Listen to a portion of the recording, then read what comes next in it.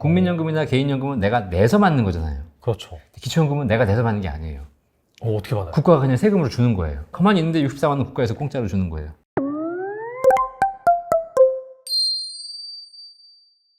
연금 박사 상담센터의 이영주 대표님 모셨습니다. 안녕하세요. 안녕하십니까. 네, 연금박사 이영주입니다. 반갑습니다. 네, 대표님께서 또 워낙 또 자타공인하는 우리나라의 또 연금 박사시기 때문에 네. 연금에 대한 모든 거 한번 살펴보고 현 상황에서 재테크를 어떻게 해야 되는지 알아보도록 하겠습니다. 네. 먼저 연금에 대해서 많이 들었는데 이게 생각보다 좀 복잡해서 잘 네. 이해를 못 하시는 분들 계시거든요. 네. 그래서 우리나라 연금 구조에 대해서 말씀해 주시면 좋을 것 같아요. 네. 저는 굉장히 쉬운데 다들 어려워하시더라고요. 네. 제 잘못인가? 네. 자, 일단 우리나라에서 과거에 연금이라 하게 되면 무슨 뭐 보험사에서 판매하는 연금보험 정도, 그다음에 뭐 국민연금 정도 이렇게 알고 계셨잖아요. 네. 우리 사회가 이제 고령화로 들어가면서 우리 사회가 여러 가지의 연금 관련된 제도들을 또 만들어내고 있고 또 지원도 하고 있어요. 그래서 크게 한 5가지 정도로 볼 수 있을 것 같아요. 네. 옛날에 3층 연금 이런 거 들어보셨잖아요. 그럼 많이 들어봤어요. 뭐 네. 공적연금, 그다음에 퇴직연금, 뭐 개인연금. 근데 지금은 이제 이 3층 이외에도 많이 있다는 거죠. 첫 번째가 제일 1층이라고 할 수 있는 게 바로 뭐냐면 기초연금이에요. 기초연금이 가장 밑에 이제 우리나라 어르신들을 위한 국가가 세금으로 지원하는 연금이 있고요. 네. 그 다음에 이제 공적연금. 공적연금은 우리나라 국민 대부분이 가입하고 계시는 국민연금, 그 다음에 공무원연금, 뭐 사학연금, 군인연금, 별자국제국직원연금 이렇게 크게 공적연금들이 존재하고 있고요. 그 다음이 이제 퇴직연금이라 그래서 직장인들, 기업 다니신 분들이 기업에서 준비해주는 퇴직연금. 그렇죠. 그게 이제 퇴직연금이 사내에 재직할 때는 DB형, DC형이 있고 퇴직한 이후에는 퇴직연금을 IRP로 넣어서 받게 되는 게 있고요. 그 다음에 네 번째 4층 연금이 개인연금. 개인연금은 개인 스스로 이제 납입할 때 세제 혜택을 드리는 연금 저축 상품이 있고, 네. 그 다음에 생명보험사에서 가입해서 납입할 때 세제 혜택은 없지만 연금 탈 때 비과세 받는 연금보험, 요 개인연금층이 있고요. 네. 마지막 5층이 이제 바로 부동산 담보 연금. 얘네들은 사실 연금이라고 볼 수는 없는데 네. 대출을 받아서 평생 연금처럼 지급하는 구조고, 혹시 일찍 돌아가시나 오래 사시거나 지급을 보증하는 구조를 국가가 보증하고 있기 때문에 이런 연금이 바로 이제 주택담보라는 주택연금, 농지를 담보로 하는 농지연금 이렇게 있어서 크게 이렇게 5가지 층에 잡혀 있다고 생각하시면 되고, 사실 이렇게 연금을 연구하다 보면 사람들이 노후 걱정 많이 하시는데 연금 조금씩만 이렇게 제대로 알고 준비하시면 대부분 다 이 제도를 잘 활용하시면 크게 어려움 없이 노후를 보낼 수 있으세요. 하긴 뭐 5개나 존재를 한다니까 네. 잘만 세팅하면은 사실 뭐 노후에 확실히 좀 편안한 생활을 할 수가 있겠네요. 그렇죠. 네. 알겠습니다. 기초연금이 이제 처음에 말씀하셨는데 네. 여기에 대해서 좀만 좀 구체적으로 말씀해 주시면 좋을 것 같아요. 네, 저도 처음에 기초연금 공부할 때는요, 네. 기초생활수급자들이 받는 연금이기 때문에 뭐 아주 정말 어려우신 분들에게만 드리는 거 아닌가라는 생각했었거든요. 네네. 근데 그렇지 않고요. 기초연금은 사실 2008년도에 시작이 됐고, 지금은 거의 보편화되어 있는 건데, 우리나라에 지금 살아계시는 65세 이상 어르신들 중에서 10명 중에 7명한테 드리는 연금이에요. 유튜브 하시잖아요, 우리 네네. 여러분들도. 네네. 저도 유튜브를 하는데, 네. 유튜브의 연금 영상 중에서 네. 가장 많은 조회수가 나오는 것이 삼성전자 주식 영상이 아니고요. 네. 기초연금 영상이. 아 진짜요? 네. 그만큼 네. 기초연금 받으려고 굉장히 많이 노력하고 계시더라. 근데 국민연금이나 개인연금은 내가 내서 받는 거잖아요. 그렇죠. 기초연금은 내가 내서 받는 게 아니에요. 어떻게 받아요? 국가가 그냥 세금으로 주는 거예요. 그러니까 대상되면 주는 거죠. 그러니까 네. 65세 이상이고 내가 10명 중에 7명 안에만 들어가면 받을 수 있는 거예요. 7명이 어떻게 들어가죠 그러면? 어떻게 들어가냐면 네. 판정하는 기준이 있어요. 네. 이게 소득 인정액을 가지고 판단하는데 월별로 평가한 소득 인정액이 이게 재산이 있고 소득이 있잖아요. 이걸 다 점수로 환산해 가지고 소득 환산액을 만들어요. 그게 단독 가구는 올해 기준으로 180만 원 이하, 부부 가구는 288만 원 이하로 들어오시면 이분들에게는 국가에서 기초연금을 현재 30만 7,500원씩 평생 드리고 있고요. 뭐 이번에 윤석열 정부에서 40만 원 올린다고 했으니까 그럼 부부면은 각각 타잖아요. 그러네요. 그럼 80만 원인데 물론 부부는 이제 20% 감액되기 때문에 그랬을 경우에는 한 16만 원 감액되면은 한 얼마지? 64만 원 정도? 네. 어쨌든 뭐 가만히 있는데 64만 원 국가에서 공짜로 주는 거예요. 그죠? 꽤나 도움이 되겠는데요, 그 정도? 그렇죠. 그러니까는 뭐 내가 개인적으로 연금 준비가 안 되신 분들에게 굉장히 도움되는 것이고 이게 이제 고령 사회를 가게 되면서 이런 복지제도들이 많이 나오게 되겠죠. 네. 사실 이 재원을 어떻게 감당하냐가 문제지. 어. 제도는 만들어내면 좋은 거잖아요, 사실. 그렇죠, 사실. 네. 그래서 이렇게 기초연금 제도가 지금 계속 시행되고 있고 어르신들은 굉장히 많이 도움을 받고 있고요. 10명 중에 7명에 들어가려면 되게 뭐 어렵다고 생각하시지만 물론 서울의 강남에 뭐 수십억짜리 아파트 살고 계신 분들은 기초연금 대상이 안 되시죠. 근데 서울에서 시가 기준으로 한 7, 8억 아파트 이하에 살고 계시면서 별다른 소득이 없으시다. 네. 그럼 기초연금 받을 수 있고. 어. 그다음에 아파트가 뭐 한 3, 4억. 지방에 가면 대부분 3, 4억이잖아요. 그 이하잖아. 네네. 거기에서 뭐 다른 소득이 한 50만 원, 100만 원도 있으시다. 뭐 그 정도면은 기초연금 받을 수 있기 때문에 그리고 때로는 뭐 돈은 많은데 내 명의로 된 재산이 없는 경우 이런 것도 받을 수 있으니까. 네. 네. 네. 그래서 강남에서 받으신 분 계세요. 네. 그럼 그게 이제 절대 평가 기준이 아니라 상대적으로 하위 70% 안에 들면은 맞아요. 네. 그래서 매년 기준이 바뀌어요. 그러니까 지금 좀 인플레가 있어서 소득도 좀 올라가잖아요. 네네. 내년 되면 조금 더 올라갈 거예요. 자, 그럼 어떤 일이 벌어지냐면 기초연금 대상이 되신 분 중에서 내가 부부가구가 288만 원인데 네. 내가 지금 290만 원, 300만 원 돼서 못 받았어. 올해 기초연금 못 받았잖아요. 네. 근데 내년에 기준이 300으로 올라가잖아요. 그럼 내 기준에 들어오는 거예요. 그럼 받을 수 있어요. 그리고 기준이 설령 그대로 하더라도 내가 무슨 뭐 돈을 좀 썼거나 이제 소비를 나이 드신 분은 이제 돈을 써야 될 시기니까 또 재산이 갑자기 줄어가지고 이게 280 이하로 들어오면 내년에 또 받을 수 있어요. 근데 갑자기 궁금해지네. 물론 이제 제가 대상은 아니지만 네. 부부가 있는데 네. 이를테면 뭐 재산이 거의 남편 명의로 돼 있고 네. 뭐 아내분 같은 경우에는 거의 없다라고 하면 아내분만 따로 받을 수 있어요? 아닙니다. 부부 합산이기 때문에 부부 합산. 그 경우에는 이혼하시면 돼요. 이혼하면 남편은 못 받고 아내는 받을 수 있어요. 네. 같이 살면 안 됩니다. 네, 월 한 30몇만 원. 네. 이거는 알겠습니다. 네. 그게 커요, 근데 연간 360이고요. 이게 그렇긴 하네요. 제가 놀란 게 뭐냐면 네. 조회수가 조회수가 제가 50만, 100만 뷰가 나오는 걸 보면서 야, 이게 꽁돈이니까 어쨌든 안 받으면 바보라는 생각이 드는 거죠. 그러네요, 진짜. 그리고 확실히 그 생산 활동을 잘 할 수 없는 상황에서 그 정도 돈이 나온다는 것 자체는 그렇죠. 이번에 지금 기초연금 올린다 그러니까 당장 국민연금 받는 사람들이 반대하잖아요. 국민연금하고 기초연금하고 약간 중첩되는 부분이 있어서 아니 열심히 내가 일해가지고 내서 국민연금 낸 사람은 기초연금 덜 주거나 안 주고 가만히 하루 종일 1년 아니 평생 노는 사람들은 기초연금 주고 막 이래서 이런 문제가 생기지 않냐라고 해서 지금 오히려 기초연금을 올려버리니까 국민연금 받는 사람들이 막 불만을 표시하는 이런 일들이 생기고 있어요. 그만큼 기초연금이 유리하다는 거예요. 이게 사실 고령화 인구가 점점 커지기 때문에 여기에 대한 관심이라든지 또 국가 차원에서는 좀 재원 마련이라든지 이런 부분에 대한 고심이 좀 있긴 하겠네요. 그렇죠. 뭐 다 뭐 젊은 친구들이 다 뒤집어 써야지 뭐. 이제. 네. 알겠습니다. 그 뒤집어 쓰기 위해서 사실 네. 예전보다 뭔가 이 연금 준비를 철저히 해야 될 것 같은데 네. 국민연금을 받으려면 네. 18세부터 가입해야 되는 소리가 있거든요. 네. 국민연금은 네. 18세부터 이제 가입 자격이 주어지죠. 네. 그런데 사실 뭐 18세부터 27세까지는 학생 대부분이잖아요. 학생. 소득이 없는 경우에는 국민연금 가입 의무는 없어요. 안 해도 돼요. 네. 그런데 국민연금의 공식을 보면 국민연금은 많이 내는 것도 중요하지만 네. 오래 내는 것이 중요하거든요. 이게 사회복지제도다 보니까 일반 연금하고 좀 달라요. 그래서 오래 내는 것이 유리한데 그러면 18세부터 60세까지 낸 친구들은 42년을 내는 거고 와 진짜 많이.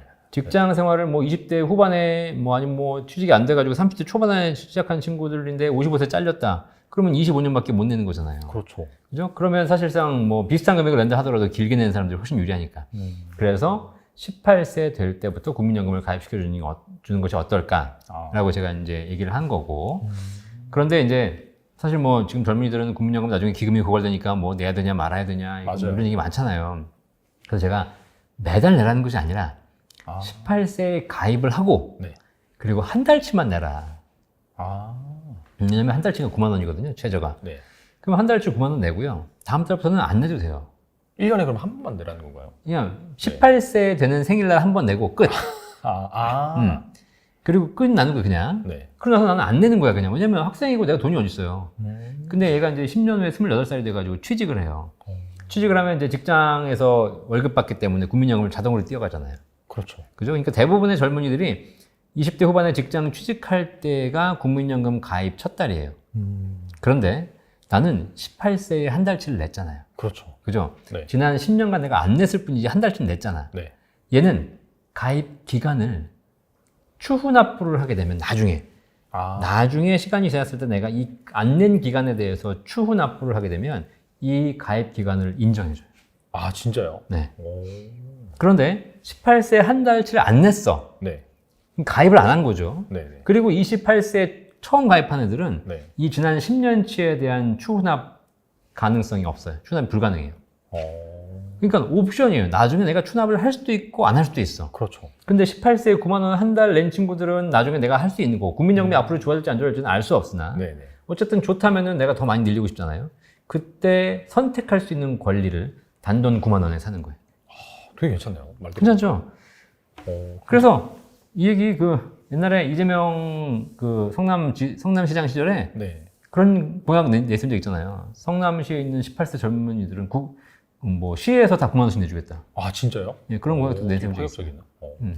제도를 그만큼 해주는 것이 나중에 유리해지는 거니까. 물론 나중에 기금이 고갈되고 못 받고 이건 두 번째 문제고. 그렇죠. 그건 가봐야 아는 거고. 네.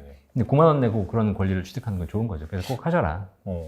근데 궁금한 게 그러면은 네. 한 직장인 때 예를 들어서 뭐 진짜 18세보다 10년 후인 28세에 그때부터 그냥 직장을 다니다 보니까 자동적으로 내는 사람이랑 네. 그 다음에 18세에 일단 내놓고 네. 나중에 이제 추후 납부한 사람이랑 나중에 그런 산술적으로 연금 수령액이라든지 그게 어느 정도 차이가 나죠?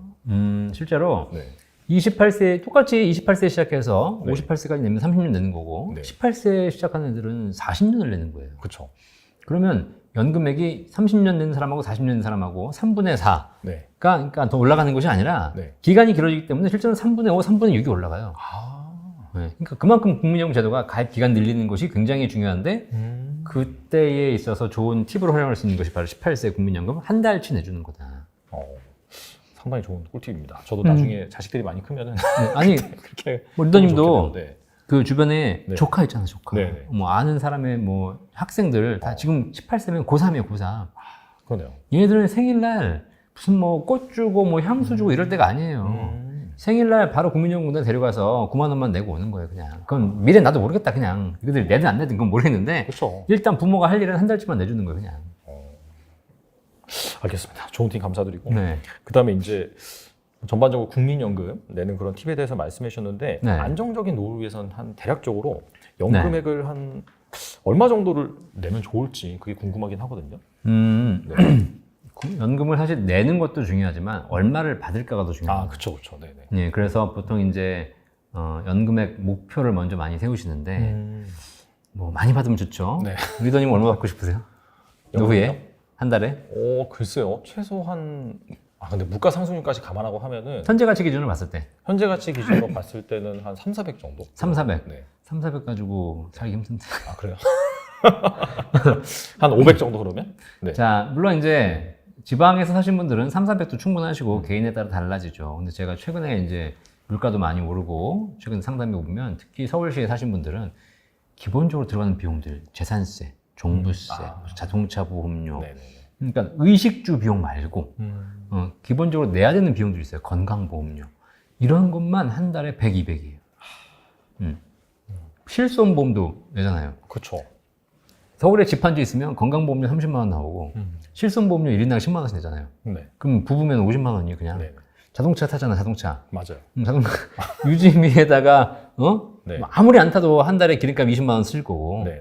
그다음에 보험료 1년에 100만 원만 잡아도 한 달에 10만 원이잖아요. 음. 그죠? 거기서 자동차 세금 내야지. 맞아요. 그다음에 재산세. 뭐 예를 들면 강남에 사신 분들은 뭐 재산세를 1,000만 원씩 내시기도 하는데 그렇지 않내도 재산세를 뭐 한 달에 1년에 1, 200만 내도 한 달에 또 20만 원이야. 이거 100만 원이에요, 그냥. 더 나가겠네요. 뭐 그러니까요. 3, 400 가지고 살 수 있다는 생각은 시골에서 가능한 얘기고 서울에서는 사실상 불가능해요. 그러다 보니까 이제 최소 4, 500이 있어야 그냥 정도 사는 이 구조가 되는 거죠. 자, 그래서 뭐 목표가 뭐 시청자분들이 어디 사실지는 모르겠지만 저는 이제 개인적으로 본인이 사는 바운더리 내에서 내가 노후에 필요한 금액을 한번 생각해 보시고 그게 100만 원에 살 수도 있고 500만 원 가지고 일 수도 있고 뭐 네. 100만 원 있어서 뭐 적다고 얘기하시는데 100만 원 가지고 충분하신 분도 계시고 1000만 원 있어도 모자라신 분들이 계시거든요. 그거는 본인에게 맞춰서 딱 정하시되 네네. 그 평균적인 그 지역의 삶의 패턴을 봤을 때 정해진 금액들이 있다. 그거는 반드시 연금으로 준비하셔야 된다. 이게 제 강의의 핵심이에요.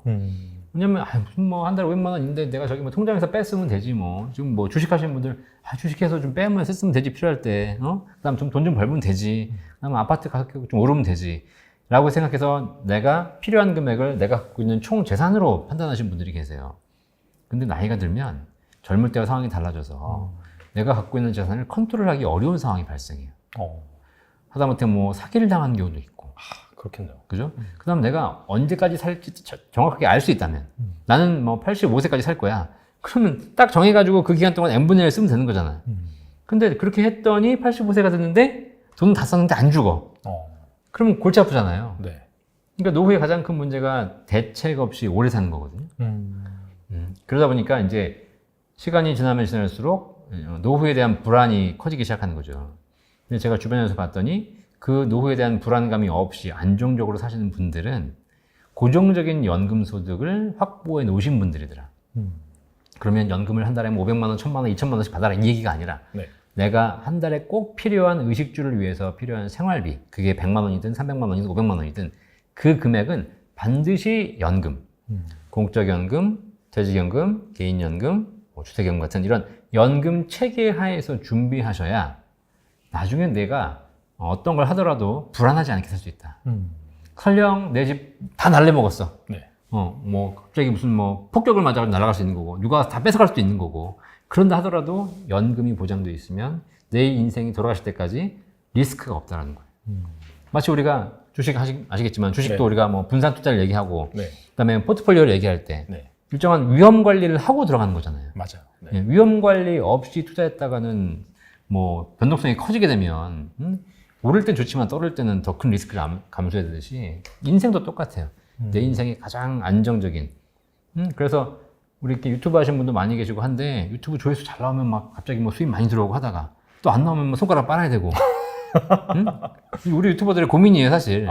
근데 만약에 그분이 한 달에 500만 원씩 고정적인 소득이 깔린 상태에서 유튜브를 한다고 생각해 보세요.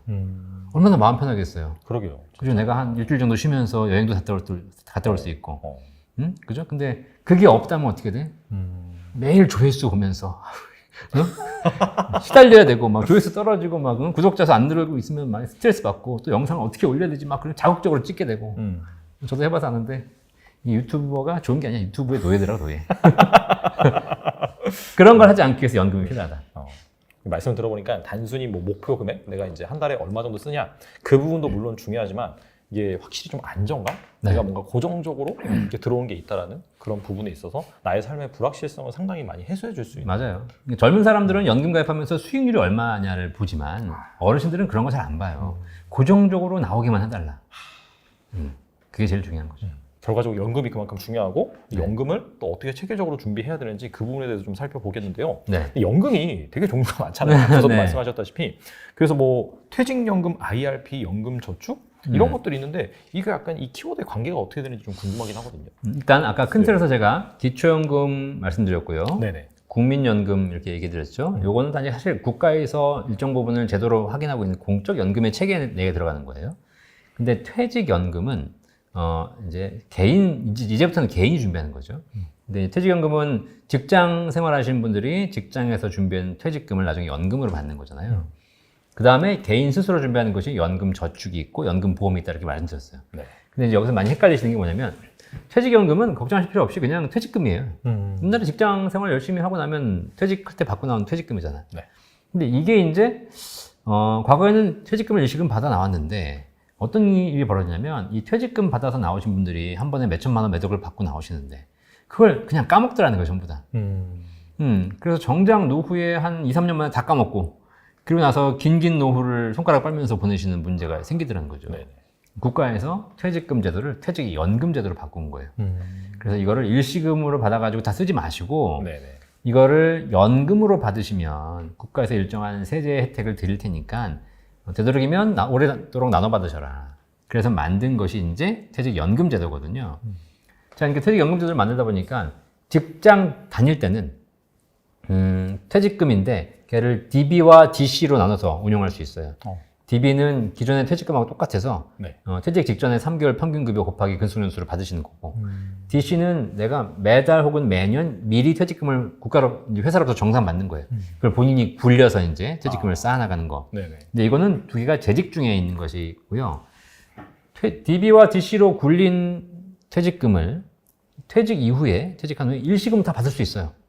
그러면 퇴직 소득세를 내야 돼요. 아. 그런데 얘를 그렇게 바로 일시금 찾지 않고 IRP라는 계좌를 만들어서 Individual Retirement Pension 개인 퇴직 연금이라는 IRP라는 계좌를 만들어서 그쪽으로 넣어서 거기서 연금으로 나눠 받으면 퇴직 소득세의 30% 정도를 할인해 줄게. 그래서 되도록이면 연금을 받아. 그래서 IRP 계좌를 만든 거예요. 아. 근데 이 IRP 계좌는 사실상 퇴직하는 날 만들면 되거든요. 아, 지금 만들 필요가 없는 거예요? 지금 만들 필요 없이 퇴직하는 날 만들어서 네네. 인사팀에 전화해주면 돼요. 내일 퇴직인데 나 IRP 계좌 만들었으니까 어느 은행에 어느 계좌 번호니까 이리 퇴직금 넣어줘 라고 얘기하면 되는 거예요. 그런데 그때 가서 만들면은 좀 늦고 조금 더 연금을 더 많이 준비하도록 하기 위해서 재직 시절에 미리 만들어 놓고 놀리지 말고 네. 거기다가 700만 원씩 넣으면 연간 그 금액에 대해서 연말정산할 때 세금을 환급해 줄게. 이게 이제 IRP라는 계좌를 미리 만들 수 있도록 하는 제도죠. 네. 근데 사실 이 IRP와 유사한 연금 계좌가 이미 만들어져 있는 것이 연금 저축이었거든요. 연금 저축은 누구든지 만들 수 있고 네. 연간 400만 원까지 납입액에 대해서 나중에 세금을 환급받을 수 있는 기본적인 계좌가 있었어요. 이게 연금 저축이라고 1994년부터 이미 시행돼 가지고 쭉 해왔었죠. 근데 얘는 연간 400만 원까지 가능하잖아요. 그런데 IRP라는 걸 만들면서 얘를 700만 원이 가능하게 해줬어요. 그러니까 연금 저축이 있는 사람은 400만 원에다가 추가로 300을 더해서 700까지 공제를 받을 수도 있고 연금 저축이 없는 사람은 IRP만 만들면 700만 원까지 세액 공제 대상이 될 수 있는 그런 제도를 만들었죠. 그래서 결국은 이제 아까 DBDC는 재직 중에 있는 거니까 여러분들이 크게 고민하실 필요가 없고 이거는 실제 해당되신 분들만 운용 고민하면 되는 것이고 그렇지 않은 일반인들은 연금저축이나 IRP를 만들어서 거기다가 연간 얼마까지 넣어놓고 그걸 가지고 세액공제를 받는 상품이고 대신에 넣어놨으니까 이제 그다음부터는 그냥 놔두면 안 되고 그걸 굴려야 되잖아요. 그렇죠. 그때 이제 우리 레앙리도 얘기했듯이 네. 거기서 여러 가지 ETF라든가 네. 펀드를 통해서 걔를 이제 잘 굴려서 연금 재원을 늘려가는 것. 그건 사실 이 연금의 문제가 아니라 그 재원을 늘리는 투자의 문제니까. 그건 별도로 개인이 알아서 이제 하시는 거죠. 알겠습니다.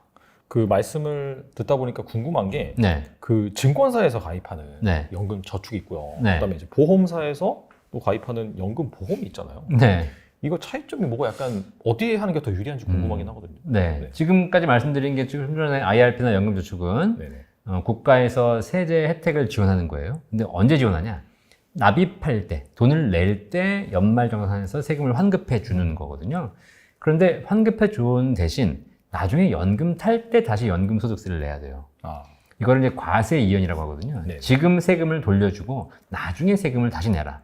이 과세 이연 상품이거든요. 그래서 이제 이렇게 많이들 하시는데 지금 생명보험사에서 판매하는 연금보험은 연금 저축 상품이 아닌 연금보험은 납입할 때는 세제 혜택이 없어요.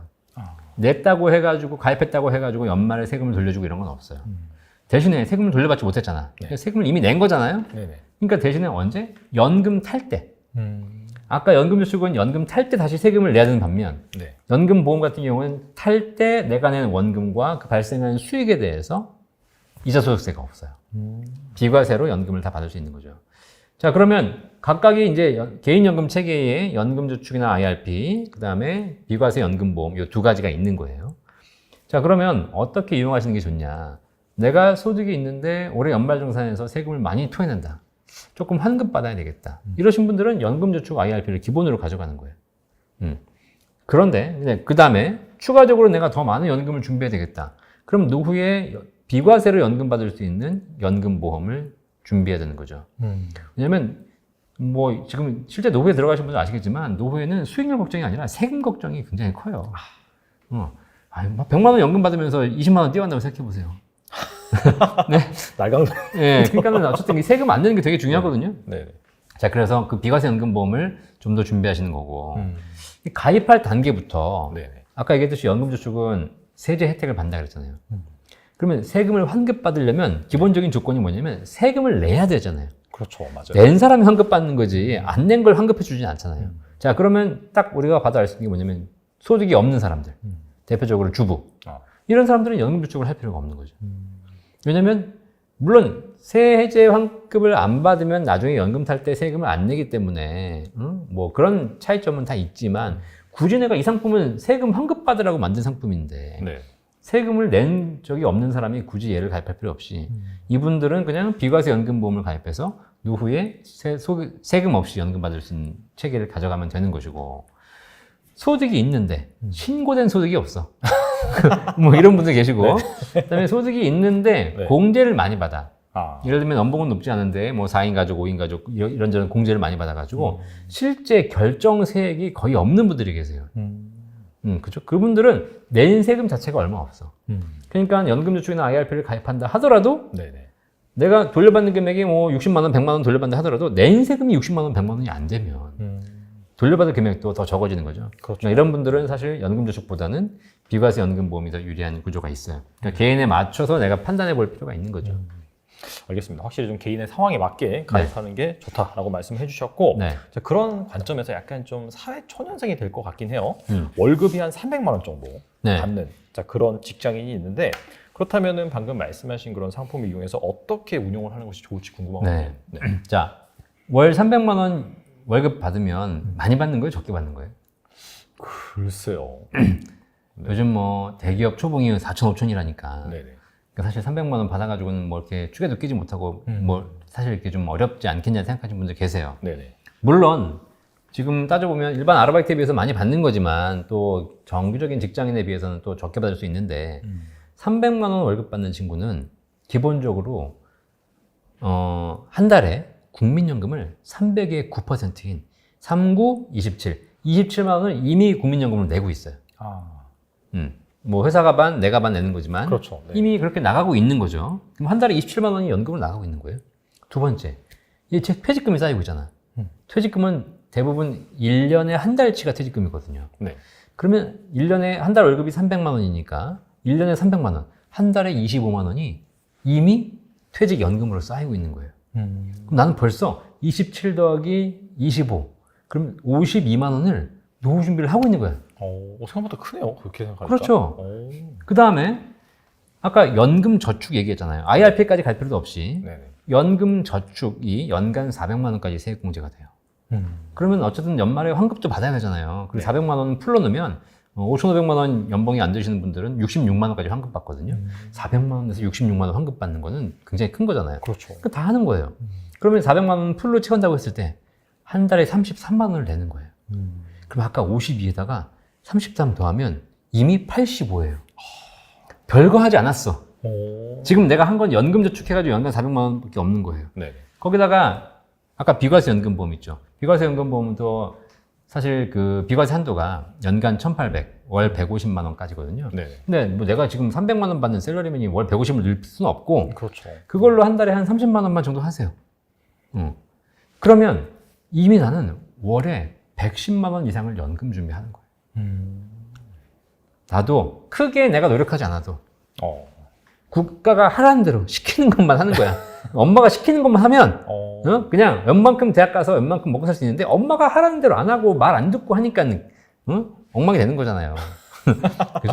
그래서 네. 뭐 300만 원 받는 분이 뭐 어떻게 하고 이런 거 다 떠나서 네.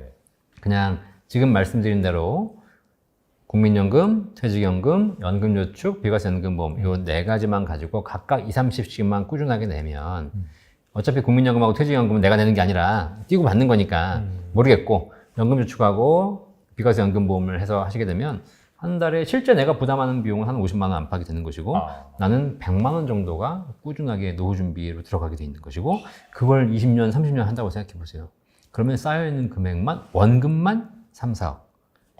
뭐 그리고 연수익률로 우리가 뭐 공격적으로 하지 않아도 네네. 정말 한 3, 4%, 4, 5%만 잡아도 네. 그러면 만약에 그 금액이 꾸준히 불어난다고 했을 때 결국은 6, 7억 뭐 잘 되면 10억 네. 뭐 10억이 앞으로 30년 후에 얼마나 가치가 있을지는 차치하고 그 정도를 모았다면 내가 노후에 손가락 빨 일은 없는 거잖아. 그러면 월 한 어느 정도 받을까요? 현재 기준으로 한 10억 정도 만약에 모았다. 네. 그러면 연금 기준으로 한 400, 월 400. 와, 되게 많이 받네요. 네. 야, 근데 그리고 이거는 월 300으로 고정이 됐다는 가정인데 네. 당연히 이제 연차가 쌓이고 하면서 더 늘겠죠. 그럼요. 그러니까 더 많이 받겠네요. 그럼요. 국민연금 아까 300만 원 받는 사람이 27만 원 내는 거지만 월급이 500으로 올라가면 45만 원 내는 거잖아요. 퇴직금도 지금 1년에 한 달치라고 했지만 사실 퇴직금 DB형 같은 경우는 퇴직 직전 3개월 평균 급여잖아. 그러면 내가 지금은 300만 원이지만 나중에 승진해가지고 700만 원 받을 때 퇴사하면 내가 30년 근무했어. 700만 원 곱하기 30년치. 2억 1천만 원 받아가지고 나오는 거죠. 그러니까 그것도 굉장히 큰 거고. 연금저축도 계속 ETF나 운용 통해가지고 수익을 내면 네네. 납입한 400만 원만 그대로 공금이 있는 게 아니잖아요. 개인연금, 비과세금 같은 경우에는 지금 5%짜리 상품 나와 있어요. 네. 내면 내 돈을 5%로 계속 불려줘. 최저로 5%. 그러니까 그런 상품 나와 있으니까 그것만 잘 활용하시면 이게 크게 돈을 못 벌어도 네. 안정적인 삶을 살 수 있는데 사실 우리 젊은이들 좀 안타까운 게 뭐냐면 요즘 워낙에 뭐 자산 가치도 상승하고 상대적인 허탈감도 들고 이러다 보니까 그걸 만회하기 위해서 너무 공격적인 투자, 무슨 코인 뭐 이런 거 하는 바람에 네네. 사실상 그나마 있는 자산을 다 날리는 게 좀 안타까울 뿐이죠. 그거 하셔도 되는데 네네. 그래도 기본적으로 꼭 해야 되는 거 아까 말씀드린 4가지는 하셔라. 네네. 그러면 혹시 내가 다 망가져도 직장만 꾸준히 다니면 어쨌든 나이 들어서 손가락 빨 일은 없다. 네. 폐지 줄 일 없다. 알겠습니다. 이번에 약간 좀 다른 케이스를 적용을 해서 만약에 한 1억 정도 이런 걸 그냥 연금 상품에 넣는다라고 네. 한다면 한 얼마 정도 받을 수 있을까요? 나중에? 뭐 이제 수익률이라든가 네. 그다음에 기대 여명, 네. 성별 이런 거에 따라 연금액이 약간 달라지거든요. 근데 그냥 러프하게 말씀드렸을 때 65세 연금 개시해서 평생 연금 받는다고 가정했을 때 1억당 40만 원. 1억당 40만 원. 네. 매월 그렇게 받을 수 있다는 거죠. 그렇죠. 물론 남녀에 따라서 수익률이 다 약간 다르긴 합니다만 어쨌든 러프하게 좀 1억 정도 있으면 월 40만 원 평생 받을 수 있다. 이제 그 얘기는 뭐냐면 40만 원씩 받게 되면 한 20년 받아야 내가 원금 받거든요.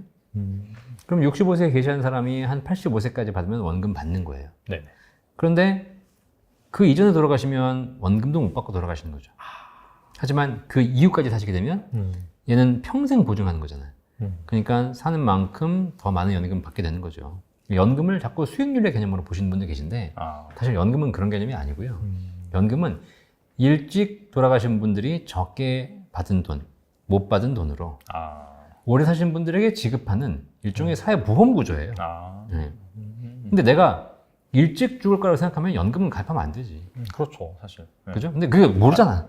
근데 사실 다들 다 오래 살라고 열심히 노력을 그러니까 하죠. 좀 내가 일찍 죽으려고 그랬는데 갑자기 병원에 치료해가지고 심장 갈아 끼고 뇌 갈아 끼고 해가지고 한 30년 더 살게 놨어. 네. 그럼 대책이 없잖아요. 어.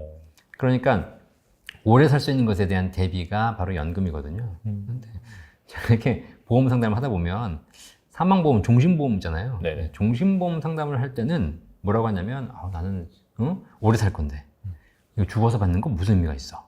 이렇게 얘기하신단 말이지. 근데 반대로 연금에 대한 상담을 할 때는 난 일찍 죽을지도 모르는데 그러니까 뭐 어쩌라는 거야 그러면. 네. 그래서 네. 그런 재산 구조의 포트폴리오도 필요하다. 그래서 뭐 일찍 돌아가실 때를 대비해서도 물론 필요하지만 우리 사회는 어쨌든 10명 중에 뭐 정말 1명 정도가 일찍 돌아가신다면 10명 중에 9명은 오래 사시거든요. 확률적으로 오래 사는 것에 대한 대비는 해야 되잖아. 그죠? 네. 근데 그런 것에 대한 대비를 안 하시는 분들이 나중에 큰 위험에 겪게 되신다는 거지. 알겠습니다. 그렇다면 이제 종합적으로 이제 연금 전문가가 추천하는 최고의 노후 준비 방법 네. 말씀해 주시면 좋을 것 같아요. 네. 지금처럼 다 말씀드렸듯이 국민연금, 뭐 퇴직연금, 개인연금, 연금저축, 뭐 주택연금 다 활용하셔서 종합적으로 포트폴리오 짜는 게 제일 좋을 것 같은데요. 네. 그 중에서도 사실 뭐 나머지는 다 아실 텐데 가장 많이 본인이 선택해야 되는 옵션들이 바로 뭐냐면 이제 비과세 연금 중에서 어떤 연금이 나에게 좋을 것인가를 선택하시는데 옛날에 있던 연금 상품들은 되게 어떻게 보면 그냥 일반적인 연금이었어요. 그러니까 금리 연동. 금리에 따라서 연금액이 불어나는 거죠. 그러면 금리가 높을 때는 많이 불어나는 거지만 금리가 적으면 안 불어나잖아요. 이런 정직한 상품들. 네네. 근데 금리 추세가 계속 저금리 추세로 지난 한 10여 년간 떨어져 왔잖아요. 그러니까 이런 금리 연동의 연금들이 더 이상 이제 연금을 불리는데 한계가 온 거예요. 그래서 투자하는 변액연금이라고 해서 이 연금은 납입한 돈을 주식이나 펀드에 투자해가지고 수익을 올려드리려고 만들었거든요. 근데 이런 상품들이 실제로 한 2000년대 중반부터 계속 주가가 안 좋았잖아요. 네네네. 최근에 뭐 잠깐 좋았다가 또 떨어지는 거지. 그렇죠. 네. 그러다 보니까 전체적인 변액연금들이 투자 수익이 안 좋았고 그러다 보니까 원금도 안 되는 상품도 많고 아. 그러니까 투자해서 올라갈 줄 알았는데 투자한 것이 오히려 더 마이너스인 이런 경우들이 많이 해서 사실 큰 또 이익을 못 봤어요. 그래서 지금은 어떻게 연금이 나오냐면 지금은 연금 가입자들 두 부류로 나눠요. 연금으로 받는 사람과 중간에 해지하는 사람. 아. 그래서 네. 연금으로 받는 사람에게는 높은 수익을 보증해요. 뭐 지금 5%까지 나오거든요. 그러면 야, 지금 5%를 어떻게 보증하냐?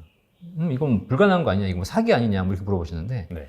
그게 아니라 이 5%를 보증하는 구조가 해지하는 사람들에게서 뺏어오는 거예요. 아. 네. 근데 해지 안 할 것 같지만 네. 어쨌든 이 모든 상품이라는 게 길게 가다 보면 중간에 포기하는 사람들이 생기잖아요. 그렇죠. 그러니까 그들에게 페널티를 부과해서 아. 그 페널티를 가지고 유지한 사람에게 더 많은 연금을 지급하는 구조로 나와요. 그러니까 이제는 확실하게 하라는 거지. 애매하게 그러네요. 뭐 해지할지도 모르겠고 뭐 필요할지도 모르겠고 뭐 이렇게 하시는 분들은 나중에 손해를 보시는 거고 명확하게 내가 연금 받을 목적이다. 그리고 안 건드리겠다. 이런 사람들에게는 굉장히 유리한 구조의 연금 보험들이 나오고 있어요. 확실히 말씀을 듣다 보니까 길게 보고 꾸준히 하는 게 무엇보다 중요하다. 그렇게 그렇죠. 생각할 수 있겠네요. 네, 뭐 주식도 마찬가지고, 네네. 연금도 마찬가지고, 결국은 누가 더 오래 참느냐 이게 답이 아니겠습니까?